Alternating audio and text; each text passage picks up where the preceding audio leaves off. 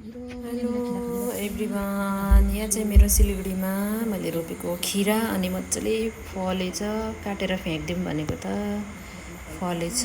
Organic खिरा यसरी रोप्दाखेरि पनि हुने रहेछ अर्ग्यानिक, होइन? अन्त पुरा झाँगेको थियो, फल्दैन होला भने त यत्रो फलेको छ है साथीहरू।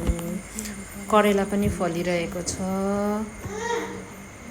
दुईवटा जस्तो फलेछ करेला चाहिँ। अनि यहाँमुनि चाहिँ मैले मानेको त्यहाँदेखिको के पो यो भेन्डी फर्सीहरू उम्रिरहेको छ मजाले। एउटा चाहिँ पाकेर पनि झरेछ भेन्डी, याद भएन। पानीले अस्ति सबै मर्न आँटेको थियो, अहिले चाहिँ अलिक राम्रो भएछ। अनि हेर्नुहोस् मेरो करेला र खिरा। अनि यो चाहिँ मेरो मचन, डोरीमा चाहिँ मचन बनाएर लगाएको थिएँ।